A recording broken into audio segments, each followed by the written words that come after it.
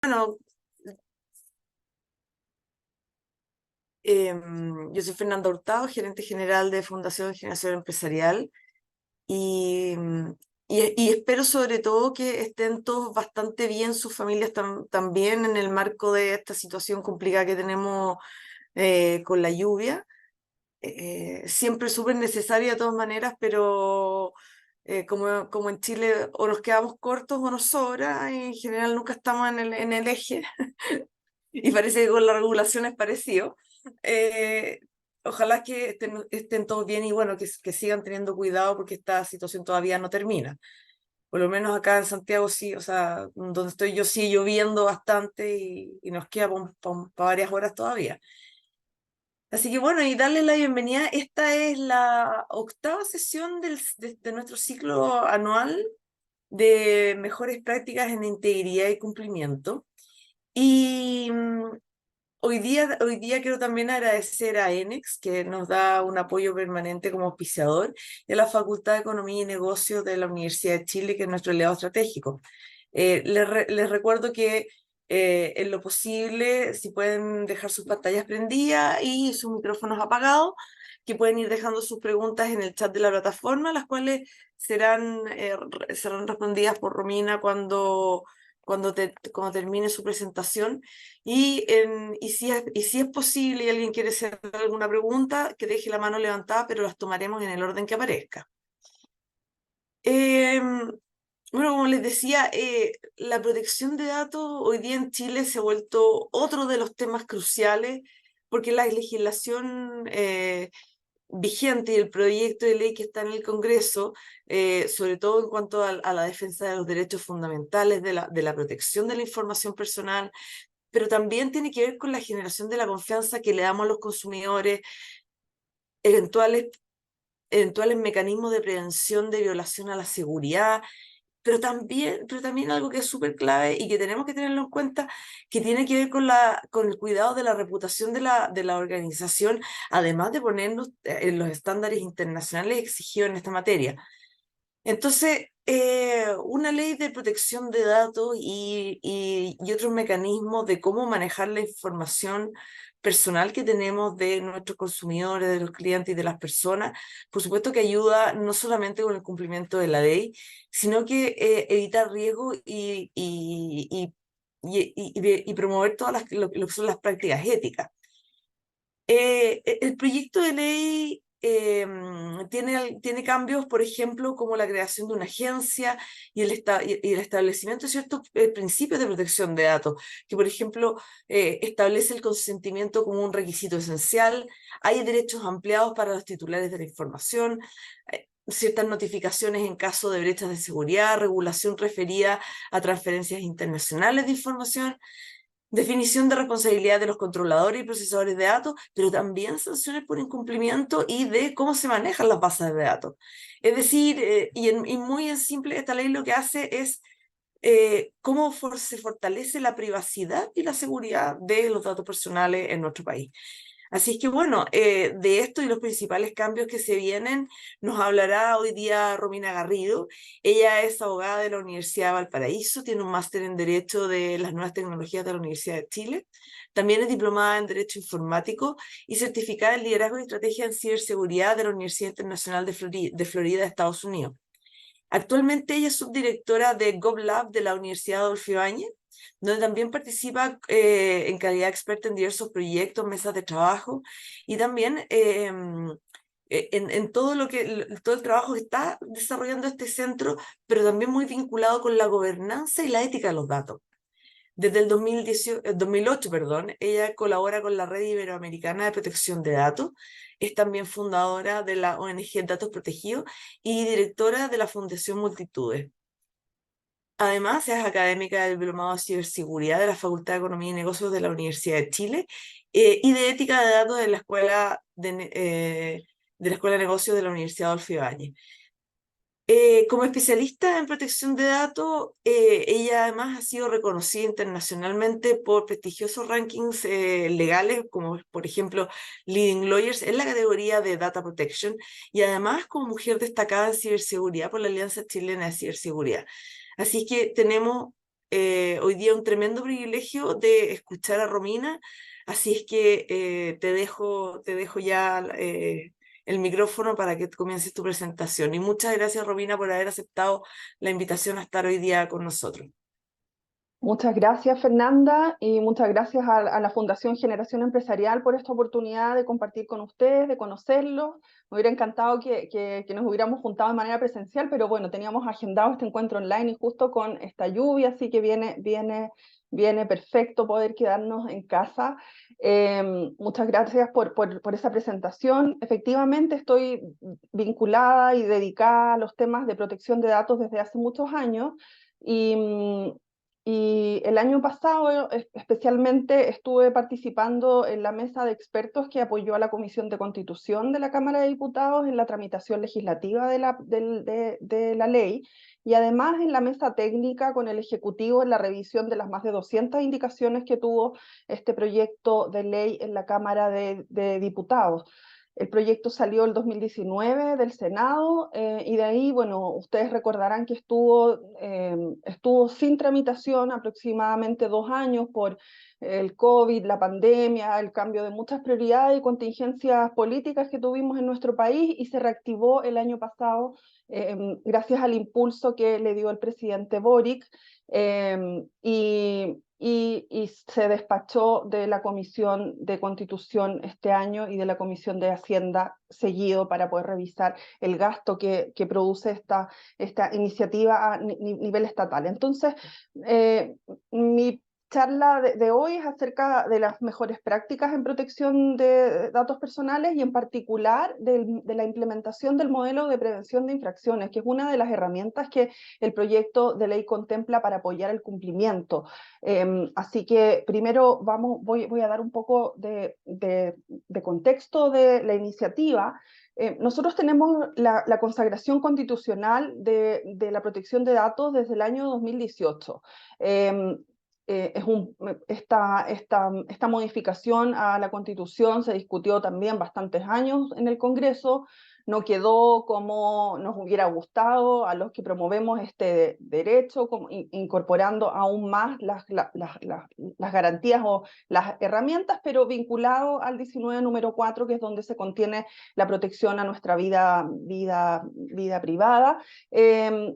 El legislador agregó la protección de los datos personales y delegó esa protección en una ley. Y esa ley, por cierto, es la ley 19.628, que es una ley que regula el tratamiento de datos personales. Es una ley que se dictó en un contexto bien particular en Chile para legalizar el mercado de ciertas industrias que trataban datos, particularmente en el sector financiero, y los datos de los morosos. Es una ley que ha tenido una connotación en ese sentido y una aplicación más que nada en los burós de crédito y cuando las personas caen en las morosidades. Entonces muchos la conocen como la ley DICOM, pero no saben que es una ley que regula mucho más allá de estos tipos de bancos de datos. Tiene un decreto de aplicación que regula también el registro de las bases de datos públicas, que ha tenido también poca aplicación, porque el problema de la ley 19.628, independiente que también tiene algunas falencias sustanciales de principios, pero tiene principios, tiene reglas, tiene algunos conceptos, es que no ha tenido fiscalización. Entonces, cuando tenemos una ley sin fiscalización, la implementación por parte de las organizaciones es baja, y sumado a eso es una ley con bajísimas sanciones.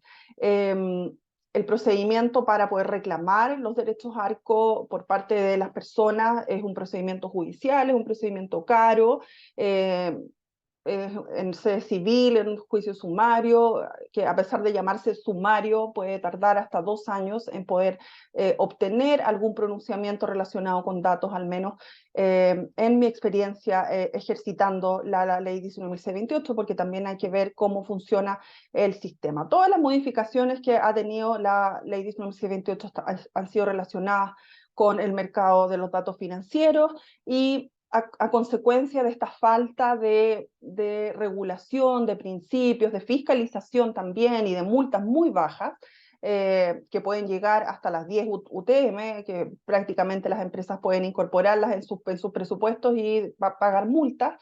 El sistema actualmente se ha ido fragmentando. Y con esto, ¿qué quiero decir? Que se han ido dictando otras leyes que han visto que es necesario hacerse cargo del tema de los datos y regular específicamente sistemas de protección en, en contextos específicos. Y con esto me refiero, por ejemplo, a la ley FinTech, que tiene todo un capítulo de protección de datos personales, a las regulaciones que ha ido dictando el CERNAC, las regulaciones que han ido saliendo del Congreso, por ejemplo, que regulan las plataformas, los trabajadores de plataforma y normativa laboral, y los reguladores sectoriales también han tenido que en los años venirse pronunciando por temas de protección de datos porque no tenemos una autoridad reguladora. Con el proyecto de ley, este escenario empieza a cambiar. Chile empieza a seguir estándares internacionales y también empieza a cumplir compromisos internacionales que se encuentran pendientes. Se está negociando un tratado con la Unión Europea que exige también que nuestro país tenga un estándar de protección adecuado a los datos personales, porque el tema de datos personales no entra en este tratado de comercio, porque los europeos no negocian derechos fundamentales y estos tienen que estar establecidos legalmente en los países. Y la OECD, que cuando nuestro país ingresa a la OECD el año 2010, dentro de los compromisos que quedaron pendientes a cumplir luego de este ingreso, justamente también estaba mejorar el marco de la ley de datos personales, asunto que todavía está pendiente. Además de estos desafíos de cumplimiento internacional y de seguir estándares, esta ley también va a tener un gran desafío cultural.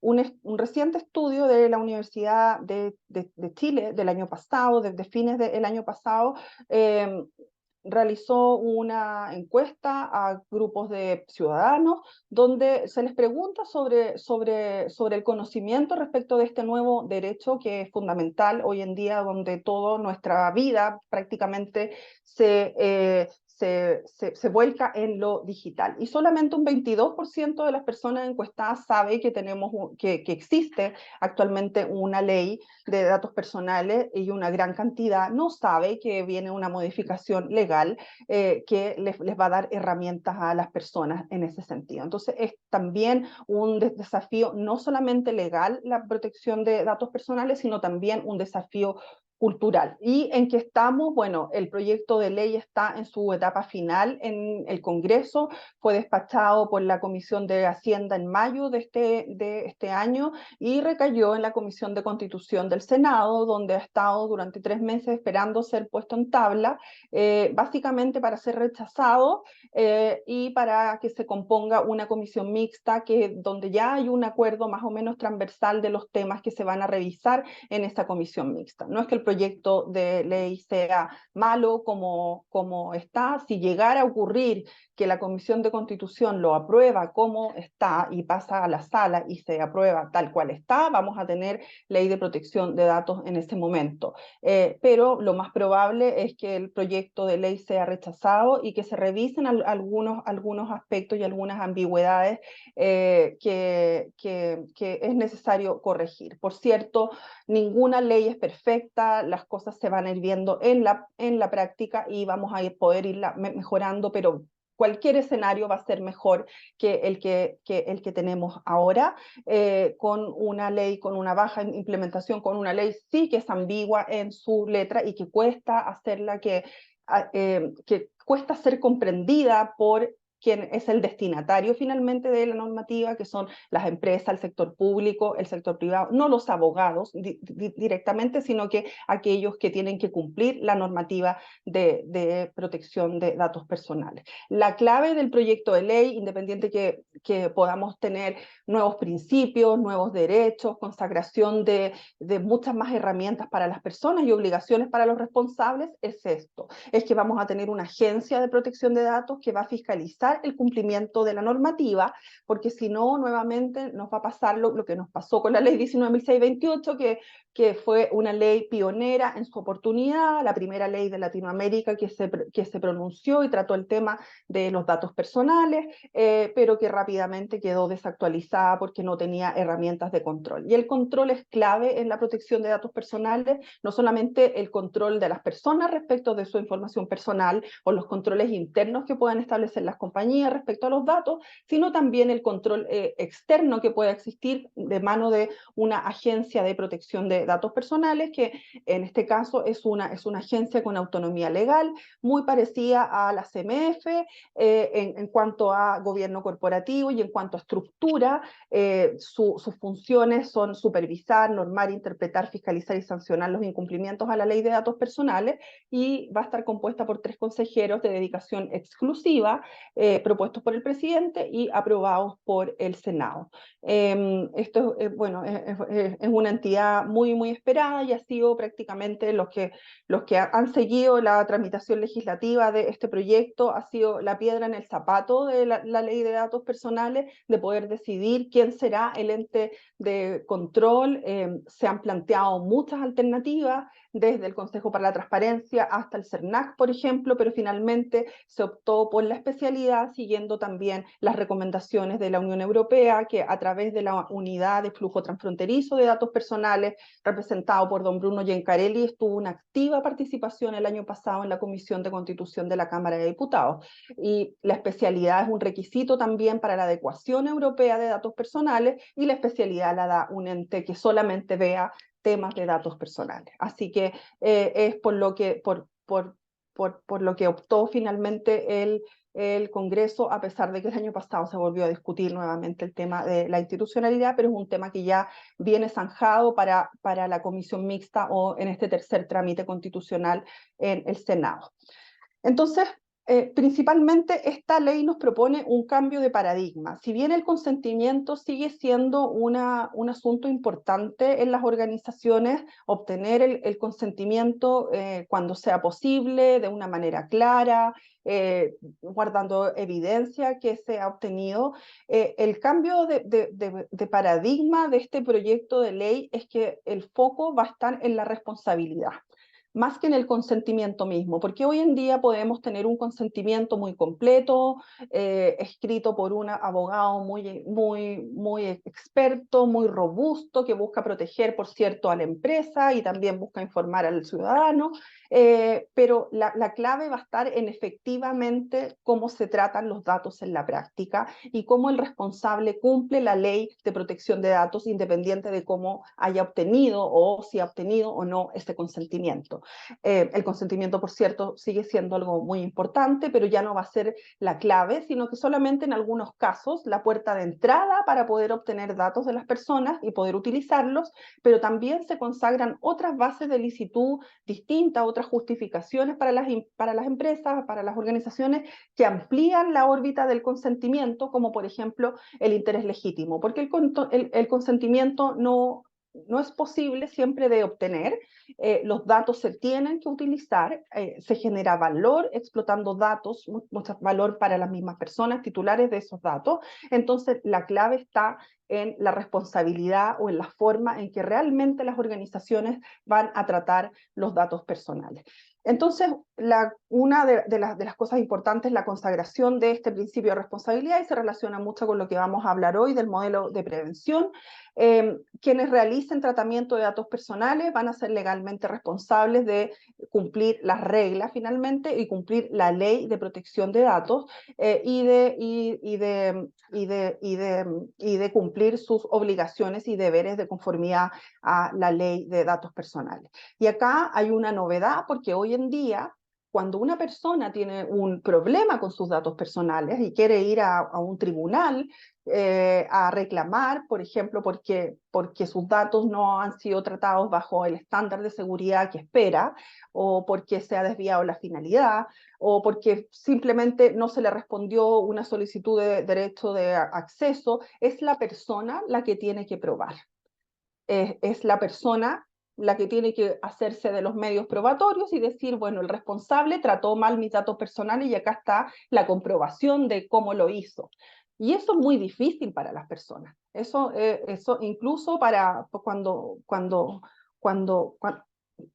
me ha tocado llevar algunos juicios en este tema, es difícil poder conseguir la evidencia de un mal tratamiento de datos personales solamente a través de la consecuencia, finalmente, de que mire, los datos, por ejemplo, estaban botados en unas carpetas en un basurero y no se destruyeron adecuadamente. Entonces, el principio de responsabilidad también implica que corresponda al titular probar que contó con el consentimiento del titular por una parte, y que el tratamiento de datos se realiza apegado a la legalidad y se realiza de forma leal, que es un principio nuevo en nuestra legislación de datos personales, y que se realiza de manera transparente. Es decir, ahora la carga probatoria recae en el responsable, recae en la empresa finalmente, que va a tener que comprobar que el tratamiento de datos se realiza apegado a la legislación. Y eso es un cambio muy importante respecto a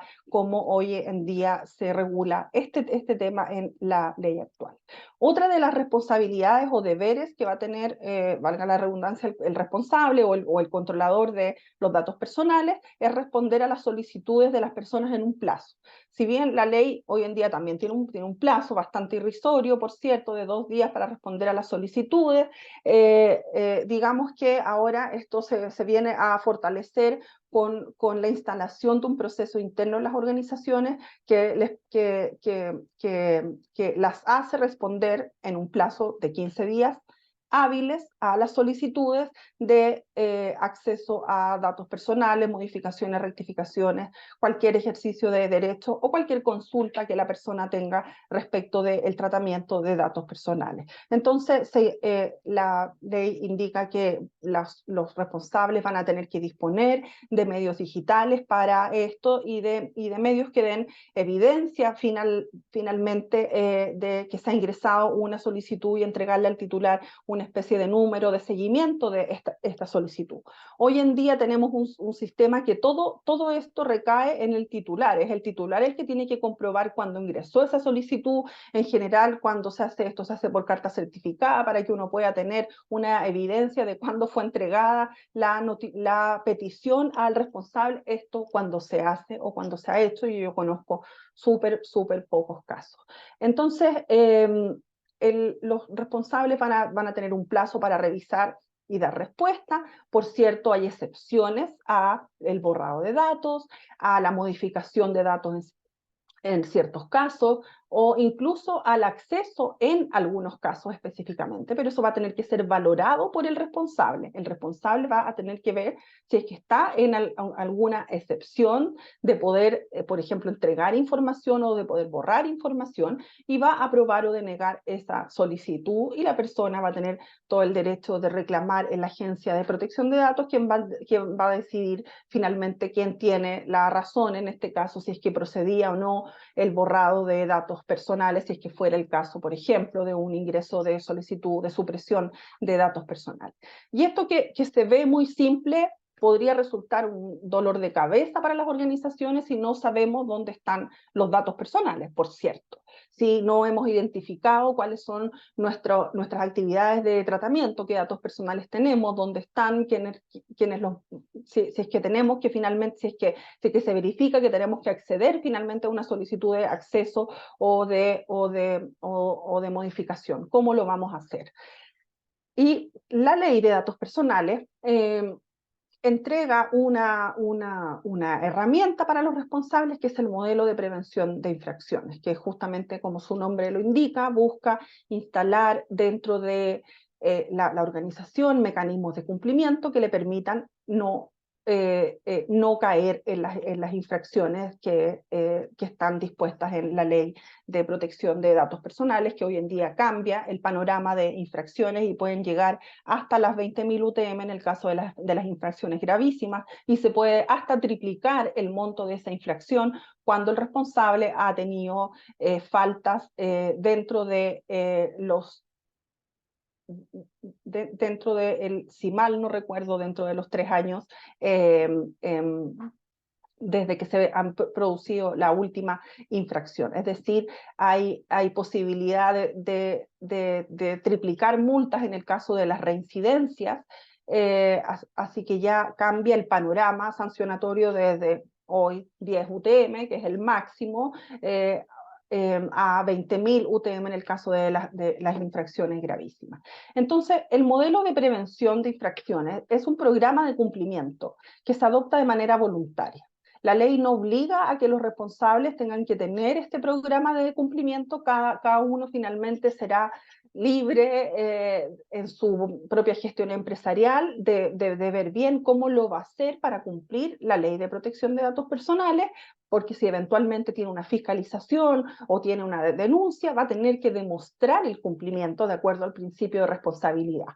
Entonces, el modelo de prevención puede ser una herramienta eficaz para dar un indicio de cumplimiento, de responsabilidad, y además, cuando el modelo de certificación está certificado, cuando el modelo de prevención está certificado, este se considera una atenuante de responsabilidad. ¿Y quién va a certificar este modelo? La Agencia de Protección de Datos Personales, y la certificación va a durar 3 años.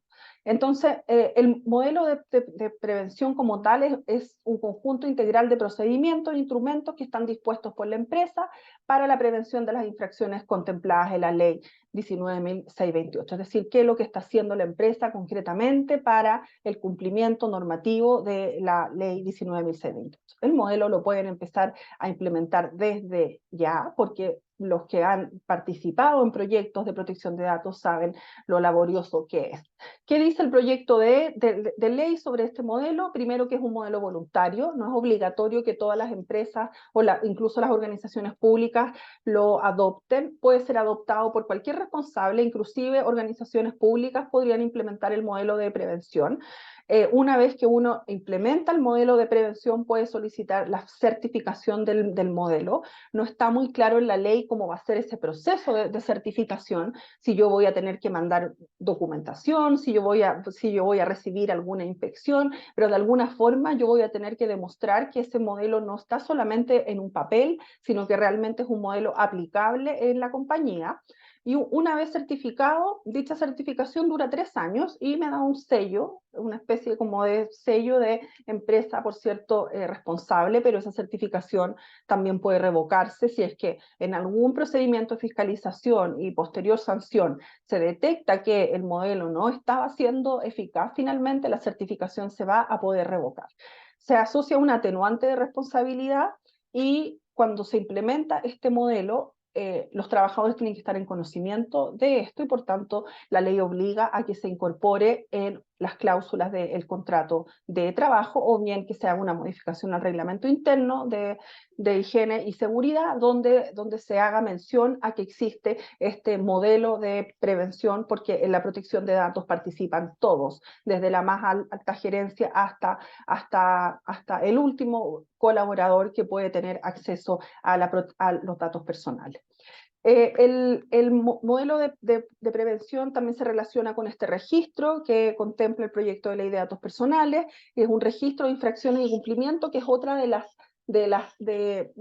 los incentivos que la ley da para poder cumplirla, puesto que acá en este registro van a estar tanto aquellas compañías, aquellas empresas o organizaciones públicas que tengan modelos certificados de protección de datos personales, y que puede servir, por ejemplo, para ir a mirar a quién yo voy a subcontratar para operaciones de tratamiento de los datos personales que yo soy responsable, y ver si es que se trata de una empresa que está certificada. Y también van a estar los infractores, donde también yo voy a poder ir a mirar si es que la empresa que voy a contratar ha sido infractora, y este registro que va a estar público en Internet, voy a poder consultar empresas que hayan sido sancionadas, donde se va a indicar la gravedad de la infracción, la conducta por la que fue infraccionada y la sanción impuesta. Y la anotación se mantiene por 5 años. Entonces, sí, yo estoy segura que nadie va a querer estar en el registro de infractores, va a ser un daño reputacional grande finalmente, porque podría implicar la pérdida finalmente de negocios, las pérdidas de oportunidades comerciales. Y además en este registro, como les decía, van a estar aquellos que adopten modelos de certificación de prevención cuyos modelos estén certificados. Entonces, el contenido de este modelo, supongamos que somos una organización que va a adoptar el modelo de prevención, dice, bueno, esto es un modelo voluntario, y cuando se adopta hay que adoptarlo con ciertas reglas, por cierto. Ahí ya deja de ser voluntario el contenido del modelo en la medida que yo lo quiera certificar, que creo que es una buena opción para las organizaciones. Y sí, y ya adoptando esta decisión de implementar el modelo, ahí yo tengo que nombrar al delegado de protección de datos personales. A diferencia de la normativa europea, que considera al delegado de protección de datos personales como un rol obligatorio en para muchos tipos de organizaciones, de acuerdo al tratamiento de datos personales que realicen, en Chile el delegado de protección de datos personales es parte del modelo de prevención de infracciones que parte siendo voluntario, pero que si yo lo adopto finalmente voy a tener que nombrar a mi delegado de protección de datos personales. El modelo también dice, bueno, usted una vez que decide hacer esto, va a tener que identificar sus tratamientos de datos, es decir, saber qué es lo que hace con los datos en su organización, y vamos a volver un poco más sobre el significado de identificar los tratamientos finalmente y cuáles son los datos que usted tiene y las categorías de titulares a los cuales afecta su tratamiento de datos. El modelo exige la existencia de un protocolo política interna para quienes participen del tratamiento, mecanismos de reporte interno y externo de violaciones de datos personales, y que existan sanciones administrativas internas y procedimientos de denuncia respecto de posibles infracciones a la ley de datos personales internamente. Este es el contenido básico y lo vamos a ir desglosando uno a uno. Primero, el delegado de protección de datos personales es un rol en la organización que asegura de manera independiente que la compañía, que la entidad aplica las leyes que protegen los datos personales de las personas, valga la redundancia. ¿Qué significa que sea independiente? Que debe realizar sus funciones con algún grado de independencia para la toma de decisiones. Y esto lo hemos visto, y hemos visto muchas veces que a grandes compañías, como por ejemplo Meta, con todas las sanciones que ha tenido en materia de privacidad, han tenido que ponerle regulador o delegados de protección de datos, encargados de privacidad, externos a la compañía, porque los delegados internos no han cumplido de la forma que deberían cumplir esta independencia en cuanto a asesorar, no solamente pensando en el negocio, sino que también compatibilizando esto con los derechos de las personas. Requisitos de idoneidad, capacidad y conocimiento específico para el ejercicio de sus funciones. No es que tenga que ser un abogado el delegado de protección de datos personales, pero tiene que ser alguien que tenga conocimiento de la normativa de datos personales, y además la compañía tiene que dotarlo de medios y facultades suficientes para el ejercicio de sus funciones. El perfil del DPO es contar con cierta autonomía para poder ejercer la función de asesorar a la compañía en protección de datos personales. Y algo muy importante es que el DPO no puede desempeñar otras funciones que podrían dar origen a conflictos de interés. Y con esto podríamos pensar si el DPO puede ser el encargado de seguridad, si el DPO puede ser el Chief Data Officer, que va a ser un rol en la organización que va a buscar que los datos se usen muchísimo y a toda costa prácticamente, y el DPO va a tener un rol un poco más protector. Entonces, si bien esta es una decisión completamente empresarial, finalmente de quién va a ser el DPO, la ley sí indica que esta designación no puede dar lugar a conflictos de interés, es decir, el DPO debe ser independiente de aquellos que tiene que regular finalmente. Entonces, una de las preguntas que surge siempre es que si el CISO puede ser el DPO finalmente, o si podemos unir, porque yo veo muchísimos cargos donde se lee que es el encargado de protección de datos, pero uno lee el perfil y en realidad esa persona es la encargada de seguridad de datos. Entonces, acá los roles son un poco distintos en cuanto a la independencia funcional, en cuanto a cuál es el rol finalmente. Uno asesora respecto de la seguridad de los datos personales, que por cierto es un componente muy importante de la protección de datos personales, pero no es el único. Los datos personales pueden estar muy seguros, pero usarse para finalidades completamente distintas a aquellas que han sido autorizadas por los usuarios. Y ahí vamos a estar en infracción a la ley de protección de datos, aunque los datos estén ultra seguros. Entonces, la seguridad es un componente esencial, pero no es el único que yo tengo que asegurar para un tratamiento adecuado de datos personales. El análisis de impacto que hace un CISO se va a enfocar en el cumplimiento de las medidas técnicas y organizativas relacionadas con la seguridad, y el análisis de impacto que va a hacer un DPO va a ser integral de la ley de protección de datos, incluida la seguridad. Incluso el DPO podría llegar a ser un supervisor del CISO, porque el CISO va a ser el encargado de seguridad de datos de la organización donde se están tratando los datos de los cuales el DPO debe custodiar que se haga de manera correcta. El DPO también va a tener que acceder a revisar, por ejemplo, estas solicitudes de los derechos ARCO, y va a tener que ser el punto de contacto en la agencia.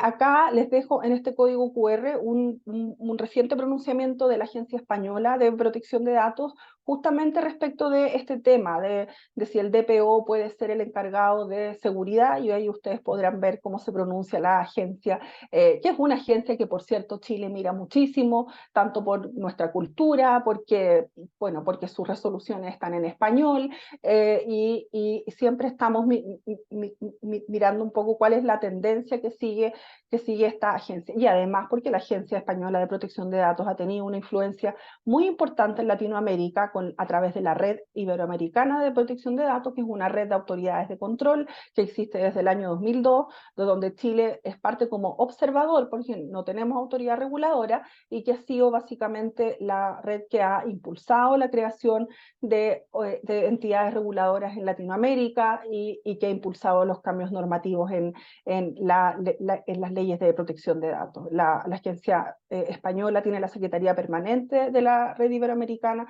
y por tanto tiene una influencia importante en los países de la región, y este pronunciamiento es bien interesante en esta materia para seguir ahondando en este tema. Entonces, en lo formal, el delegado de protección de datos es parte del modelo, pero no es excluyente. Yo podría tener un delegado de protección de datos sin tener el modelo también. Es designado por la máxima autoridad, y las empresas bajo un mismo grupo o bajo el mismo controlador podrían tener un DPO, siempre que este DPO esté disponible y accesible y todas las empresas operen bajo el mismo estándar. En algunas empresas, por ejemplo, localizadas en Chile, resuelven algunas consultas con el DPO que está localizado en Inglaterra. Eso por ahora, por ejemplo, se puede hacer, pero va a ser un poco impracticable en el futuro, porque da montones de cuestiones prácticas, como desde la diferencia horaria hasta la forma en que va a quedar finalmente redactado y el proyecto de ley de datos personales.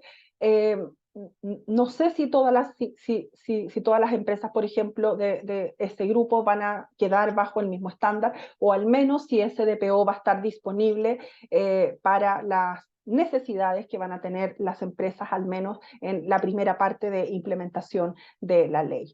El artículo 50 tiene las funciones del delegado de datos personales, no se las voy a leer, ustedes después podrán revisar esta presentación, pero básicamente es un rol asesor, no es un rol contralor, no es un fiscal en la organización. En mi en mi opinión, el delegado de protección de datos personales debe participar, por ejemplo, en el diseño de nuevos productos y servicios basados en uso de datos personales desde el principio, aconsejando las formas de cómo se puede hacer, más que poniendo las trabas de esto no se puede hacer. Por cierto, si vamos a hacer actividades que son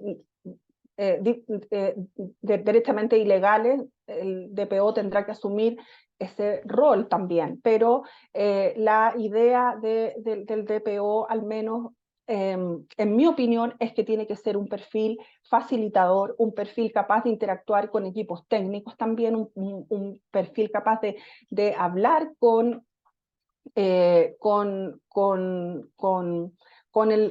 personal de marketing, con el personal TI, y una persona que tiene que mantenerse constantemente capacitada y formada, porque este es un tema que va cambiando todos los días y todos los días surgen nuevos riesgos para las organizaciones en este tema. Luego, como un segundo paso de este modelo, la identificación de datos, titulares, actividades y procesos del tratamiento de datos, básicamente, relacionadas con cómo las organizaciones finalmente identifican qué es lo que hacen. El GDPR, el Reglamento Europeo de Protección de Datos Personales, contempla obligatoriamente que las organizaciones tengan que generar estos que se llaman RAT, que son registros de actividades del tratamiento. Básicamente, la RAT es un formulario tipo encuesta que dice qué datos tengo, cómo los utilizo, para qué los uso, cuándo los utilizo, quiénes los utilizan, las medidas de seguridad, etc. Nuestra ley no dice nada acerca de las RAT, pero la RAT es una buena herramienta para poder justamente identificar los procesos de tratamiento de datos personales. La RAT básicamente se concreta en una entrevista donde yo tengo que primero definir el alcance de mis RAT y preparar a los equipos a los cuales voy a entrevistar respecto de las RAT. ¿Por qué? Porque muchas veces lo que las organizaciones hacen es tratar de detectar qué datos personales tienen, más que detectar qué operaciones de tratamiento de datos hacen. Y yo creo que lo más fácil finalmente es llegar a los datos a través del tratamiento, a través de los procesos de las organizaciones, porque las personas en general, las que yo voy a tener que entrevistar, las que se van a tener que entrevistar finalmente para levantar estos registros que me van a servir para mi modelo, saben perfectamente lo que hacen. Y respecto de lo que hacen, yo voy a poder ir descubriendo qué datos se utilizan en esa actividad. Probablemente para levantar los primeros registros de actividades de tratamiento yo voy a tener que definir un alcance.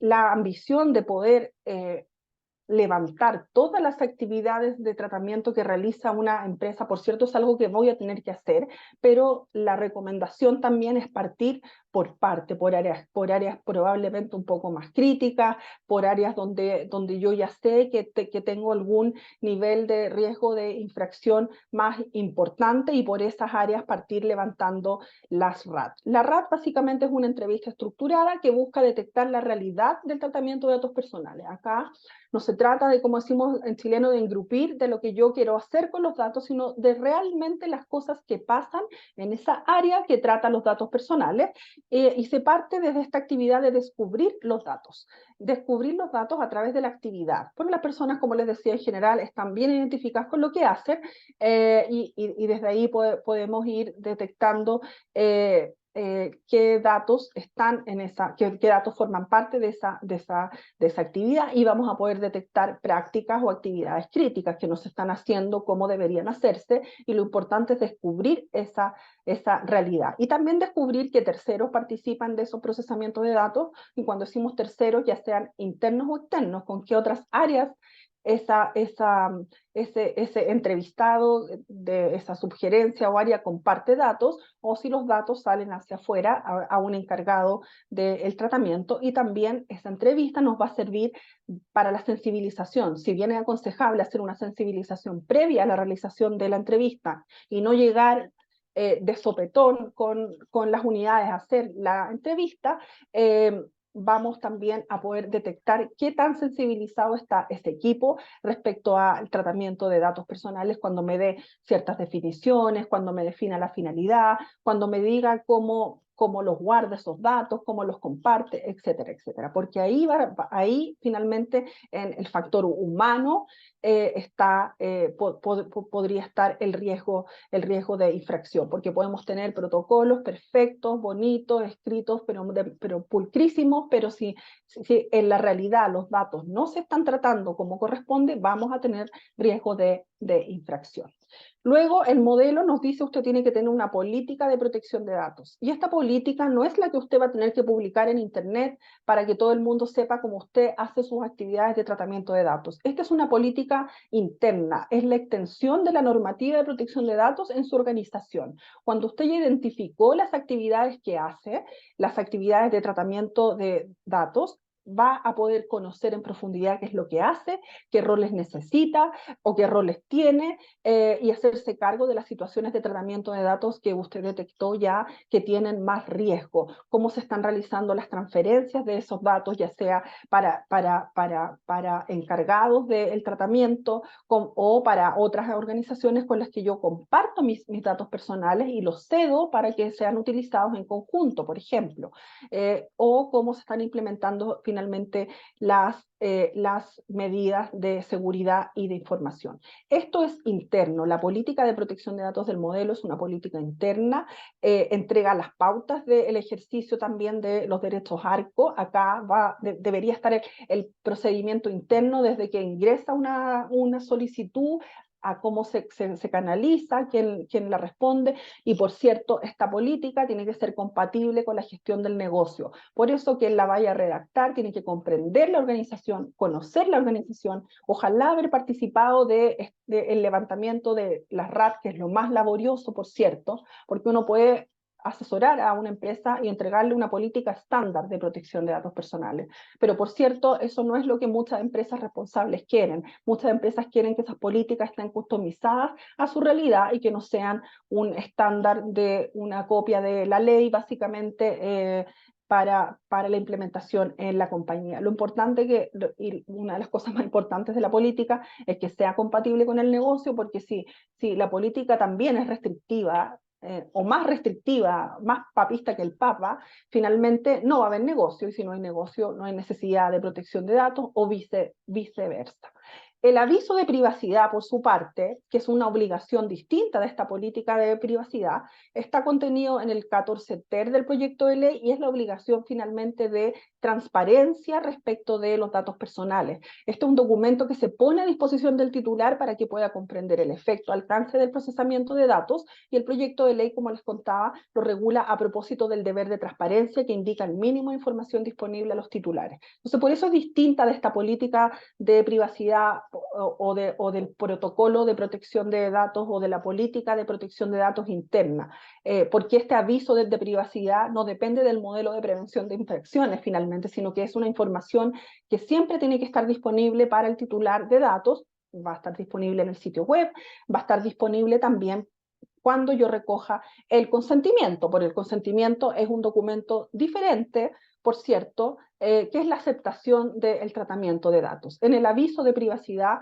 yo estoy informando la forma en que la compañía trata los datos personales, pero en el consentimiento yo recojo esa aceptación y tengo que guardar la evidencia de haberlo recogido cuando corresponda, cuando esté en los supuestos en que debo recoger el consentimiento, porque también hay supuestos en que la ley me dice no es necesario que usted tenga el consentimiento porque usted está ejecutando un contrato, porque los datos son financieros o económicos o responden a información de ese tipo de obligaciones, porque usted tiene una facultad legal para tratarlo si estuviéramos en el sector público, o bien porque usted ha identificado un interés legítimo para tratar esos datos personales. Entonces, el consentimiento es importante, pero ya no es la única forma en que una empresa puede acceder a datos personales, sino que es una de las formas para acceder a datos personales. Y el consentimiento también tiene sus requisitos propios finalmente. Entonces, yo siento que es importante poder distinguir entre entre estas tres cosas, entre el protocolo de política de protección de datos, el aviso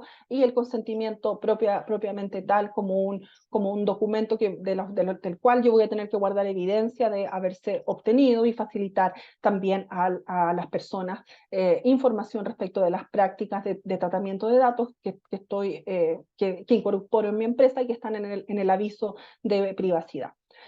Ya llegando casi al final del modelo de prevención, para que podamos conversar, si es que tienen preguntas, mecanismos de reporte y control. Y al menos yo identifico todos estos sistemas de reporte que van a tener que tener las organizaciones. Reportes internos y reportes externos.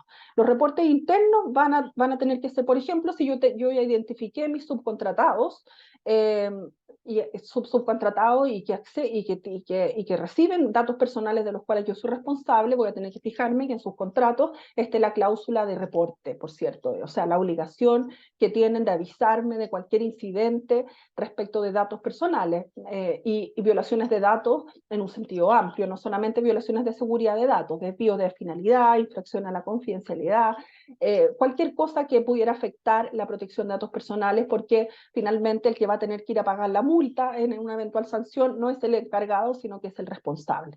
De violaciones de datos internas que ocurran dentro de la organización, y por eso el modelo indica que hay que tener mecanismos de reporte donde las personas puedan decir, oye, acá está pasando esto, probablemente anónimas, qué sé yo, incumplimientos a las prácticas o a la política, monitoreo de las recomendaciones o dictámenes de la agencia. Yo creo que eso va a ser un reporte interno básico, de ir mirando qué es lo que la agencia va dictaminando y cómo esto podría afectar mis prácticas internas. Entonces voy a tener que estar mirando continuamente, la agencia va a tener facultades de instruir además, y esto es una facultad como la que tiene la CMF con sus circulares, o el Consejo para la Transparencia con sus instrucciones para el sector público, que son obligatorias, no son meras recomendaciones, sino que son obligatorias para los regulados.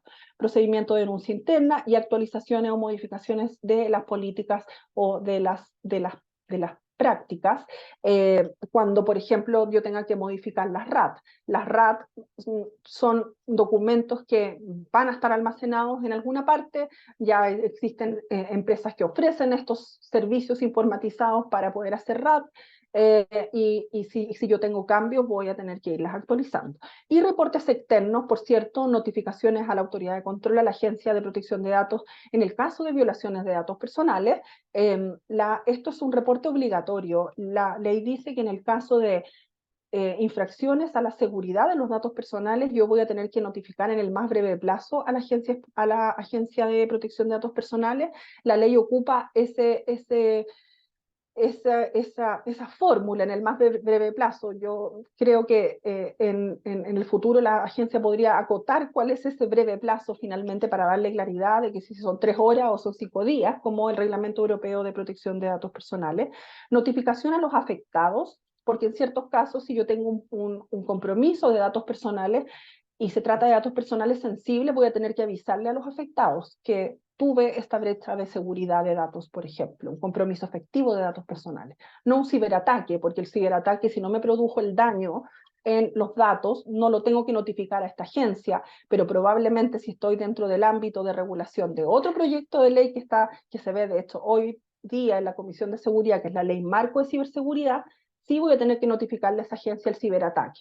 A esta agencia le tengo que notificar el compromiso de protección de datos personales, y en el caso de los titulares, cuando se trate de datos sensibles, notificarles a ellos directamente, y si son demasiados titulares y no sé cómo hacerlo, voy a tener que publicar un aviso en algún medio de comunicación masivo donde yo diga, mire, me ocurrió este problema y yo estoy segura que ninguna organización quiere verse sometida a este tipo de reportes o de notificaciones. Y actualizaciones, modificaciones de la política que afecta a los usuarios, que usualmente las compañías lo hacen cuando actualizan sus prácticas, sus políticas de protección de datos de cara al tratamiento de las personas y notifican a los usuarios. Sanciones vinculadas al modelo de prevención específicamente hay dos. Hay una sanción leve y una sanción gravísima relacionadas con el proceso de certificación. En cuanto a entregar información incompleta en el proceso de registro, esto es algo que todavía probablemente va a ser uno de los cambios que tenga el proyecto de ley en mixta, porque aún es bien discutible que yo pueda sancionar por la entrega de información incompleta. Probablemente la agencia, en el caso de información incompleta, debería ser capaz de pedir que se complemente esa información, y si no se complementa, bueno, ahí quizás haber alguna sanción, pero podría ser discutible esto, que se sancione la entrega de información incompleta. Pero como sanción gravísima, entregar a sabienda información falsa, incompleta nuevamente, manifiestamente errónea en el proceso de registro de certificación del modelo de prevención de infracciones. Probablemente acá el cambio que al menos yo sugeriría, y que está en las minutas que hemos hecho entrega, es que la sanción sea, bueno, si se obtuvo una certificación con información falsa, ahí podríamos tener una infracción, un infractor gravísimo, pero probablemente no en el proceso de certificación. Pero como les digo, hay algunos detalles de la ley de datos personales que todavía se están revisando, y este podría ser alguno de ellos, pero así está el proyecto de ley actualmente.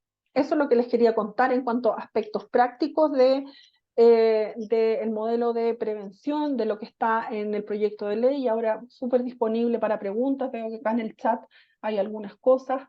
No sé, Magdalena, Fernanda. Así, Sí. Romina, muchas Voy a, gracias. voy a dejar de compartir para que nos veamos, ¿cierto? ¿Sí? Ahí, Sí, ya. eh, la verdad es que esto es harta información, o sea, y esto también es un proceso que no se cierra. Nos diste muchísimo consejo y tips de cómo armar esto. Están saliendo muchas preguntas en el chat, pero eh, ¿por dónde sugieres partir? Porque esa es la clásica pregunta que, sobre todo, personas como las que nos acompañan hoy día dicen, ya, pero ¿por dónde comienzo? Tu recomendación, cuando hay que empezar esto, ¿por dónde partir? Partir por la sensibilización.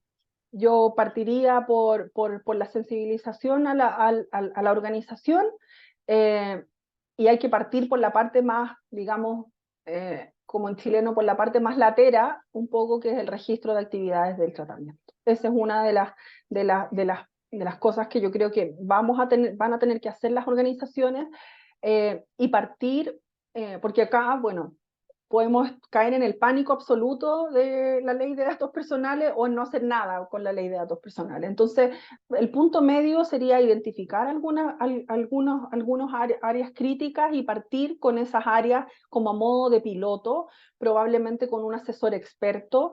Y en algunas compañías esto va a tener que asentarse como un rol específico en la organización que esté constantemente apoyando en temas de datos personales. Entonces yo partiría piloteando con algunas áreas, pero partiría sí o sí con la sensibilización, y la sensibilización a todo nivel. Ya. Bueno, aquí voy a empezar a tomar preguntas que llegaron por el chat de la plataforma. En primer lugar, de Jorge Villagra.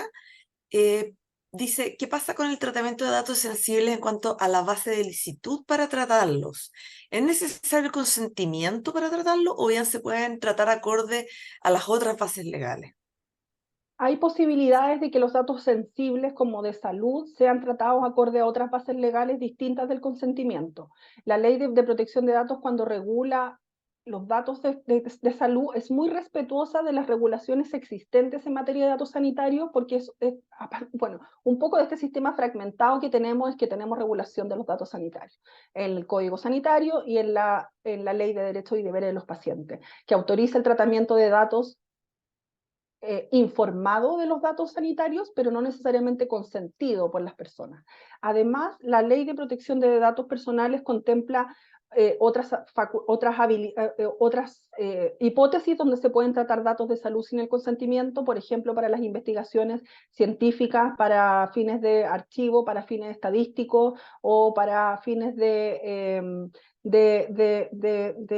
investigación finalmente. Pero ahí hay que sumar un requisito más, que es hacer una evaluación de impacto en protección de datos personales cuando estemos dentro de una hipótesis de autorización para tratar datos personales sensibles de salud en hipótesis de excepción al consentimiento, y eso quedó establecido en la ley de datos personales cuando se incorporan en este segundo trámite las evaluaciones de impacto en protección de datos, que no alcanzamos a conversar de ellas, que esto daría como para toda una charla también, es un tema súper interesante, y que justamente el legislador dice, bueno, como vamos a autorizar que en ciertos casos los datos de salud se pueden tratar sin el consentimiento, el responsable va a tener que hacer este tipo de evaluaciones. Pero va a depender también de un caso a caso. No significa que si tenemos datos de salud vamos a poder libremente tratarlos, sino que vamos a tener que ver si estamos en cierta hipótesis de tratamiento. Sí. Bueno, esa pregunta está muy relacionada con la que plantea Basilio Salvo, porque dice, cuando requiero tratar datos personales sensibles, el proyecto de ley indica que el consentimiento debe ser expreso, por lo que el contrato eventualmente no sería suficiente como base de licitud. Es que, claro, acá entramos en las distinciones si es que la cláusula del consentimiento se va a entender como una solicitud, como una autorización expresa de consentimiento o yo voy a tener que separarlo finalmente. Yo recomendaría separarlo para poder tener guardado ese consentimiento en el caso de que yo tenga que demostrar que el consentimiento se obtuvo, que se obtuvo de manera informada y diferente de todas las cláusulas contractuales que podrían venir en la ejecución del contrato mismo. Entonces así también yo puedo proteger no solamente a la empresa, sino también a la persona, en que he separado dos cosas que son distintas. Una cosa el tratamiento de la ejecución contractual y otra cosa el consentimiento informado de tratamiento de datos personales. Perfecto. Joan Cano pregunta, ¿qué pasa con los delitos informáticos que tocan el cuerpo legal de la ley 20.393 y son parte del modelo de protección de delito, pero también pueden tomarse como parte del modelo de protección de datos? ¿Quién debiera tomar el caso, un DPO o el compliance officer? Yo creo que esta es una decisión finalmente interna, si es que el DPO va a ser también el oficial de cumplimiento. Como les digo acá, no hay una regla mágica, sino que simplemente la ley dice acá hay que tener una independencia, hay que tener ciertos medios y facultades y no tener conflicto de intereses. Entonces, si es que hay algún conflicto en estos dos roles, probablemente podría ser el mismo rol y acá toma el caso la misma persona. Yo creo que por economía muchas veces el oficial de cumplimiento va a poder ser el DPO, honestamente. Sí, bueno, de Sí, hecho nosotros sí, lo que vemos mucho en lo que nos comentan nuestros asociados en nuestra red es que usualmente se concentran en una sola persona exactamente, bastantes funciones. exactamente. Y eso tiene también que ver con el tamaño de la organización. Yo creo que es un poquito... es complicado porque efectivamente nos encantaría que pudieran estar estas funciones de manera independiente, separada, pero yo creo que también tiene que ver con tamaño y recursos Exacto, disponibles. exactamente. Y además, una cosa importante que la ley de protección de datos no contempla delitos. Entonces, son infracciones administrativas que van a ser conocidas por una agencia y hay un catálogo específico de esas infracciones que se suman ahora a todas estas preocupaciones de otras infracciones que vienen con la nueva ley de delitos económicos también. Entonces, es importante hacer esa distinción. Si bien empezamos también a mezclar ciertos temas, porque también podemos por ejemplo, ser sujeto activo de la comisión el delito de receptación de datos, donde yo recibo datos que no conozco, que vienen de un origen ilícito y no me preocupo de garantizar de que esos datos vengan de un origen lícito. Sí, la ley de protección de datos me puede servir de prevención a ese tipo de conducta finalmente, pero son aguas separadas. Sí. Bueno, en esa misma línea, Marcelo Escudero preguntaba si es que el DPO podría ser una posición diferente del CISO, pero claro, en escenarios de empresas de tamaño mediano a grande sí se da, pero ¿qué pasa o sea, qué pasa en empresas menores con que sean ambas funciones? Ahí esa pregunta que respondía, pero el mismo Marcelo nos pregunta un poquito después, que dice que, ¿qué pasa cuando una persona deja de pertenecer a una organización? ¿Qué pasa con la información que queda contenida en los correos electrónicos con casilla de correo corporativa? ¿Podría solicitar esta información como propia o pedir su eliminación y o entrega? Ahí entramos en otro tipo de regulaciones que es distinta a la ley de protección de datos propiamente tal. Y yo sería como bien cuidadosa de también distinguir que, que ciertos datos personales los datos podrían estar en muchísimas partes, incluidos los correos electrónicos. Los correos electrónicos son de la empresa cuando se trata de casillas empresariales, pero el trabajador, por cierto, tiene un derecho a la privacidad de esas comunicaciones y el correo electrónico no puede ser intervenido, abierto, leído por el empleador. Si se trata de comunicaciones personales del trabajador en ese correo electrónico, por cierto, él podría pedir el respaldo de esas comunicaciones personales, pero va a depender de la política de la empresa, porque en general las empresas se protegen con esto y señalan que el uso del correo electrónico en entornos laborales es exclusivamente laboral, y por ende, si un trabajador tiene información personal en ese correo electrónico, está en incumplimiento de la política. Entonces, esto es un tema que también es un dolor de cabeza para las organizaciones de cómo regular el uso del correo electrónico, porque finalmente siempre existe esta expectativa de privacidad de los trabajadores. El correo electrónico se usa para otras cosas no autorizadas, pero por eso digo, va a depender de la política y que el trabajador esté informado del uso, que el uso privado del correo electrónico no está autorizado, como tampoco está autorizado que el empleador lea los correos electrónicos muy empresariales que sean esos correos electrónicos. Pero entra en otro tipo de regulaciones que también son de privacidad, por cierto, pero que podrían llegar a ser de protección de datos, pero no son abordadas por este proyecto de ley directamente. Ahí habría que estar revisando qué ha dicho la Dirección del Trabajo, que tiene muchos pronunciamientos en este tema, la regulación laboral, etcétera. Eh, Pierre Dile dice si se puede establecer una cláusula de repetición en caso de ser multados por un hecho atribuible a un contratista. Yo creo que sí, que eso va a ser lo más usual en los contratos de tratamiento por encargo, porque el que va a tener que responder ante las multas de las autoridades es el responsable. El encargado del tratamiento, eso sí, tiene obligaciones específicas que vienen en el proyecto de ley en cuanto a la seguridad de datos. Y, y obligación específica de notificar esas infracciones o esas brechas de seguridad al responsable, pero el que va a tener que ir a pagar la multa va a ser el responsable, y por cierto, ese responsable, si es que la multa viene de una falta del encargado, va a tener que repetir contra ese encargado, ya con o sin cláusula, pero es mejor asegurarse siempre con una cláusula.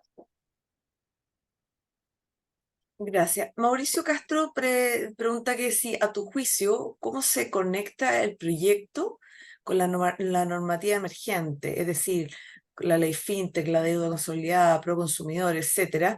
Y si esta nueva agencia va a estar, por ejemplo, sobre la CMF, CERNAC, ¿qué tipo de subordinación podría eventualmente tener con otro tipo de instituciones ya existentes?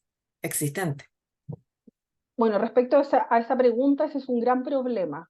Es un gran problema y es de las cosas que conversamos al principio, que justamente se ha ido generando este sistema fragmentado la, ante la, an- ante la falta de capacidad que hemos tenido de poder tener esta nueva regulación de datos personales.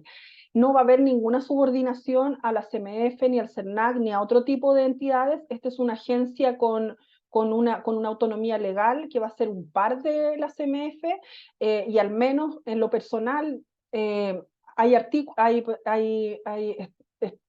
estoy participando además en el proyecto de ley de deuda consolidada, por ejemplo, que viene a entregar también ciertas facultades de protección de datos a la CMF, y un poco alertando a los parlamentarios de que esto no es un problema simplemente de competencias. El sistema fragmentado de protección de datos va a ser un problema de adecuación a la Unión Europea cuando nosotros vayamos a presentar nuestros antecedentes a la Unión Europea para ser considerados un país adecuado. De hecho, Estados Unidos, los distintos acuerdos internacionales que han habido entre la Unión Europea y Estados Unidos se han caído justamente bueno, por diversas razones, pero una de ellas también es el sistema fragmentado. Entonces, tener un sistema fragmentado de protección de datos no es solamente un problema para los usuarios, para las personas que no van a saber dónde ir a reclamar, partiendo por eso, también va a ser un problema para la adecuación europea, que es algo que le importa a nuestro país. No hay un sometimiento a ciertas normativas, el proyecto de ley habla de la necesaria coordinación regulatoria, es algo que se va a tener que ver en la práctica. Si es un problema de protección de datos que llega a la CMF va a tener que remitir esos antecedentes a la Agencia de Datos Personales y viceversa, porque lo que ha ido pasando es que estas entidades públicas, donde no tenemos una agencia de datos personales, han tenido que hacerse cargo de temas de datos personales, temas de privacidad, cuando la regulación del mercado financiero tiene montones de otros desafíos, independientes de la protección de datos personales y distintos a los de la protección de datos personales. El 15 bis de la ley del consumidor se deroga una vez que la ley de datos personales se publique. ¿Y esto qué significa? Que las facultades que hoy en día tiene el CERNAC ya no las va a tener y van a quedar solamente radicadas en una agencia. ¿Cómo va a conversar con la CMF? Yo creo que ahí está el mayor desafío, por eso, bueno, he estado apoyando en el proyecto de ley de deuda consolidada para no seguir fragmentando la regulación de datos personales como ya se fragmentó en los temas fintech. Pero los temas fintech no se focalizaron en seguridad de datos, sobre todo, pero hay otras reglas que donde estas empresas, el dolor va a ser pasar a empresas finalmente, porque van a estar sujetos a dos marcos legales de datos, el de la ley de datos personales y el de la ley FinTech finalmente, y van a tener que aplicar ambos. Entonces, esos también son problemas del sistema fragmentado, pero es una agencia autónoma, independiente y que no se somete finalmente a otro tipo de reguladores. No, interesante, ¿no? No, o sea, uno escucha esto y es harto trabajo lo que se viene por delante, pero también es de mucha consistencia, de mucha precisión. La verdad que, o sea, como tú decías antes, hay que empezar por la sensibilización de todas maneras, porque si no, va a ser, en el fondo va a ser fácil meter la pata. Exacto. Sí. Y en muchas organizaciones va no sé, existen como, o sea, va a existir el dilema entre, pucha, ¿sigo produciendo para vender o me dedico a este tema de los datos personales? Entonces tiene que estar como sensibilizado la compañía que este tema es importante, que puede tener sanciones económicas y también reputacionales que son relevantes. A ver, Javier Bahamonde pregunta si esta ley afecta a los datos personales de filiales en el extranjero, que tenga una organización chilena, es decir, que la matriz esté en Chile, datos como de contratos expatriados, clientes, proveedores, información de ejecutiva en estas filiales, etcétera. La ley tiene una norma de aplicación extraterritorial de cuando los datos salen o ingresan del país y cómo le aplica a empresas que estando localizadas en el extranjero, por ejemplo, tratan datos de personas que están localizadas en Chile. Yo entiendo que para el caso distinto, si los datos están localizados afuera, es una pregunta bien específica, habría que analizar el caso concreto como para poder decir si le aplica o no, de acuerdo al, si mal no recuerdo, el 1 bis del proyecto que contiene la regla de extraterritorialidad, como para poder entender si es que en ese caso específico le aplicaría la ley de datos personales. Pero independiente de eso, las normativas de datos personales están en todas partes, o sea, no son solamente aquí en Chile, entonces también tener buenas prácticas del tratamiento de datos refleja la ética de las empresas, los valores empresariales y como yo también respeto a mis clientes.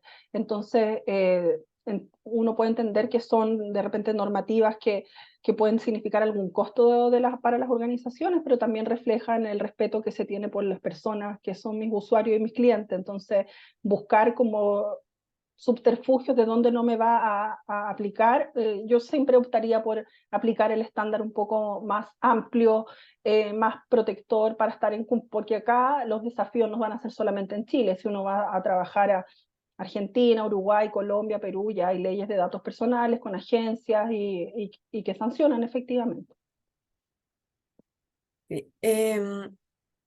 Basilio Salvo tiene una pregunta doble. Dice, en un formulario web donde se piden datos personales para contactar a una persona que requiere un producto o servicio, ¿se debe solicitar el consentimiento o prima el principio de finalidad? Y luego dice, cuando la finalidad caduca, la ley indica que los datos deben ser borrados o anonimizados. ¿Qué debo hacer si estos datos los requiero, por ejemplo, para saber si la persona ya se le efectuó el pago de un beneficio? O incluso para seguimiento, porque cuando esto puede referirse también cuando uno envía sus datos para una cotización, y eventualmente o sea, ¿qué pasa con el seguimiento comercial que podría ser lógico en el marco del contexto de este tipo de solicitudes? A la primera pregunta, efectivamente, si yo recojo datos a través de un formulario, debería tener una cláusula de consentimiento, porque estoy recogiendo datos personales, puedo tomar ese consentimiento y podría ahí tener un consentimiento para que la persona diga, bueno, autorizo el uso de estos datos personales para, por cierto, recibir un producto o servicio que me gustaría contratar, etcétera, y para cualquier causa. Es un, ahí se da un mecanismo perfecto para que yo pueda obtener el consentimiento de esa persona. La ley efectivamente dice que cumplida la finalidad yo tengo que eliminar o anonimizar los datos, pero si todavía esa finalidad no está cumplida, porque si yo tengo que seguir haciendo algunas cosas con esos datos, como el seguimiento de los contratos, etcétera, los datos no necesariamente tienen que ser eliminados si es que yo tengo que cumplir esas finalidades. Ahora, también la ley me autoriza a poder seguir tratando los datos en virtud de otras vías de licitud como el interés legítimo. Yo quisiera no eliminar los datos de mis clientes porque quiero, no sé, conocerlos más, quiero ofrecerle otras cosas más adelante, a pesar de que yo les haya dicho en ese consentimiento, esto es solamente para el servicio, va también a depender de la forma en cómo se redacte este consentimiento. Pero el interés legítimo y las finalidades compatibles, que son palabras o prácticas en las cuales nos vamos a tener que empezar a incorporar en las organizaciones, me va a permitir llegar un poco más allá con el tratamiento de esos datos en la medida que yo siga cumpliendo la ley de protección de datos. Recordemos que el consentimiento es como la puerta de entrada recién, el consentimiento no es la protección de datos. El consentimiento es lo que me habilita a tratar un dato y después viene la protección de datos después del consentimiento. Entonces, si yo requiero esos datos más allá de la finalidad, lo voy a tener que justificar y lo puedo justificar a través de un interés legítimo que se va a ponderar, por cierto, si es que la persona reclama el uso de sus datos personales más allá de lo autorizado. Sí, Rubén Vergara pregunta, a ver, si el titular de datos solicita la eliminación de ciertos datos, estos deberán ser borrados, además de los ambientes de producción, en todos los respaldos que tiene la empresa, por ejemplo, en todas las cintas de respaldo de la información, ¿hasta dónde se debe borrar la información? Sí, porque esto realmente es algo súper complejo. Sí, es algo súper complejo. Yo puedo anonimizar el dato, que básicamente es eliminar o romper el vínculo entre la información que me interesa guardar de ese titular. Por ejemplo, si es que estamos en una empresa que vende productos de las cosas que ha comprado y yo no necesito el nombre de Fernanda Hurtado, el Ruth tanto que compró tales o cuales cosas, pero podría seguir guardando un NN que compró tales y cuales cosas y no poder volver a vincular esa información con Fernando Hurtado, por ejemplo. Y ahí la anonimización es una forma de eliminar datos personales. Ahora, la eliminación de datos personales, tal como conversamos ahora, no procede a todo evento. Voy a tener que ver si es que tengo que guardar esa información por cumplimiento contractual, por temas tributarios. La ley de protección de datos no es una ley que viene a pisar a todos los demás legislaciones que tenemos, se va a tener que complementar. Si yo tengo que guardar información de mis clientes, porque tengo que, no sé, tengo que cumplir obligaciones tributarias de facturación o informarlas a otras entidades, no voy a poder borrar información. Por eso el análisis de los derechos ARCO no es un análisis automático que me viene una persona y me dice bórreme y yo voy a tener que correr y borrar, sino que va a depender de muchísimos otros factores que me obligan también a guardar esos datos por más tiempo. Pero hasta dónde llega el borrado, finalmente debería, si es que procede el borrado específicamente, yo lo recomendaría como una forma de anonimización para romper el vínculo y seguir guardando información que puede ser valiosa para la compañía en ese caso. Gracias, Romina. No, ya estamos cerca del final, pero yo tengo una pregunta. Quizás puede ser lógica o súper básica para muchos, pero que a mí me preocupa particularmente porque cómo cada uno de nosotros a nivel personal, salgámonos un poquito de nuestros roles en nuestras organizaciones, estamos haciendo todo a través de redes sociales. O sea, no solo tenemos redes sociales, sino que probablemente gran porcentaje de lo que hacemos en cuanto a nuestras transacciones de la vida normal son a través de las redes. ¿Cómo nos podemos proteger? Bueno, eso es una pregunta, primero eligiendo compañías que sean respetuosas con los datos personales. Eso es básico y hoy en día es muy difícil porque estamos capturados por ciertas empresas que han tenido montones de problemas, multas y problemas de privacidad de datos personales. Lo primero de protegerse es pensando en qué se publica y qué se comparte. Todo parte por ahí, nadie nos obliga a subir toda nuestra vida a Instagram o a cualquier red social, sino que ser cuidadoso también con lo que se comparte, porque muchas veces creemos que lo que estamos compartiendo va a quedar en mis 200 amigos que tengo, pero efectivamente es imposible poder asegurar eso. Entonces, parte también de una responsabilidad con uno mismo, de una responsabilidad con el otro. La privacidad ya no es solamente un asunto individual. Si yo voy a subir una foto con alguien, preguntarle a esa persona, ¿puedo subir una foto contigo? ¿Puedo subir una foto de tus niños? Parte como también de un autocuidado y de comprender esos riesgos. Eh, o sea, de los riesgos que tiene compartir y de cómo también estas prácticas de empresas se van generando con más responsabilidad y yo puedo optar también a empresas con mayor tipo de cuidado de estos datos personales. Yo espero que con algunas normativas que vienen en Europa y que probablemente van a empezar a permear en nuestra región, podamos ya, por ejemplo, interoperar entre las aplicaciones, por ejemplo, estamos capturados por WhatsApp, por ejemplo, pero yo quisiera usar Signal y poder comunicarme con alguien que usa WhatsApp. Y eso por la Digital Market Act en Europa se va a poder hacer, pero ¿cuándo va a llegar eso a Latinoamérica, por ejemplo? Mm, Entonces, claro. eh, elegir empresas responsables y tener cuidado con lo que uno comparte. Hoy en día, de todas maneras, la responsabilidad no está en uno, porque uno sí, tampoco puede caer en el ostracismo de no compartir nada y de no estar en ninguna red social. Hoy en día compartir datos es una necesidad, pero de a poco tienen que ir cambiando estas prácticas de las empresas y nosotros también ir comprendiendo los riesgos de compartir cierta información que es innecesaria que se comparta muchas veces. Sí. Bueno, mira, como nos llegaron más preguntas, pero estamos súper al final y quiero ser bien respetuoso porque sé que Romina tiene una agenda más apretada, pero la última pregunta yo creo que debiera ser más corta. La vi Que, ahí, pero no quiero que me la hagan. ya, No, no, ya. sí, sí, la vi, sí. Claro, pero Pucha, una sí. apuesta, porque de verdad llevamos harto tiempo diciendo, escuchando, viene, ahora sí que sí. Eh, Sí. no te preocupes. O por último dice, no, elijo no responder.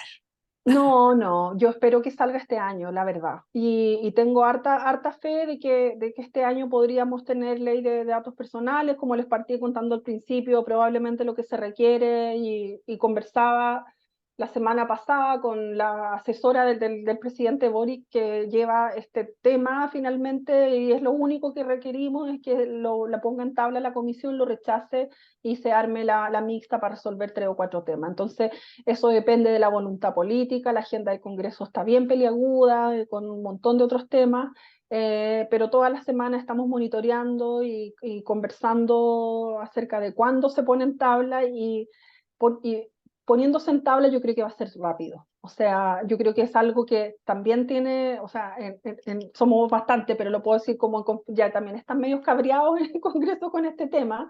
La Comisión de Constitución fue bien evidente que lo que hizo, llevaba tantas sesiones que las últimas 3 lo sacó así, pero por un tubo, porque ya estaban un poco hastiados también de que, chuta, este tema tampoco sale nunca. Entonces, yo creo que con ese hito, finalmente, de la comisión mixta, el proyecto sale en 2 sesiones de comisión y yo espero que octubre, noviembre podamos tener ley de datos personales. Eso es lo que yo espero y para eso es lo que también estoy trabajando, Empujando, claro. empujando desde mi humilde posición para poder avanzar en este tema que llevamos años, como dices tú, Fernanda, en lo mismo, que ya yo me siento media charlatana ya, pero bueno, siempre esperando que yo creo que vamos a hacer una mejor sociedad cuando tengamos este tipo de regulación. Yo creo que realmente acá nos pasó que es un tema que nos ha ido superando, pero por supuesto que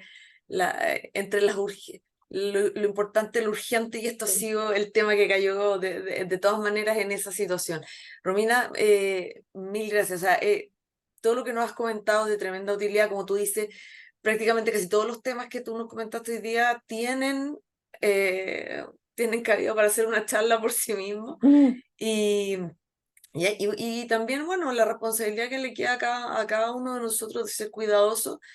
Y también algo que me gusta mucho que tú mencionaste, que está en la misión de nuestras organizaciones. O sea, si nosotros estamos diciendo que nuestros valores son tales, que nuestro propósito es X, que sea coherente también en cómo usamos la información de nuestros clientes, de nuestros asociados, incluso de nuestros mismos colaboradores. Así que bueno, Romina, un millón de gracias por tu tiempo, por esta tremenda presentación. Como tú dices, muchísimo interés, hartas preguntas, muchos conectados. Y también Gracias. agradecerle, fuimos más de 100 en esta sesión, así que a pesar de que el día estaba un poquito difícil, y espero que también sigan todos con sus familias y ustedes mismos cuidándose harto en un día como este y que no les pase nada en términos de salud personal o también de bienestar de sus casas. Y volver a agradecerle a Enix y a la Facultad de Economía y Negocios por todo el apoyo. Y bueno, y a ti, Romina, y los esperamos el martes 12 de septiembre. Ahí tendremos una charla, una sesión doble online con María José Enríquez y Anita Montoya, que se referirán al gran tema de la libre competencia, los modelos de cumplimiento, y también cae de cajón ver cómo el tema de la libre competencia está siendo, digamos, modificado o qué desafíos va a tener producto de la nueva ley de delito económico. Así que muchas gracias a todos los participantes. Romina, te están llegando una cantidad de agradecimientos y felicitaciones por el chat, así es que para que los puedas ver. Y saludos a todos. Gracias, que tengan buen día, chao. Hasta luego, Romina, muchas gracias. Gracias, Romina. Gracias. Hasta luego, muchas gracias. Gracias, Romina. Luego, Romina, gracias.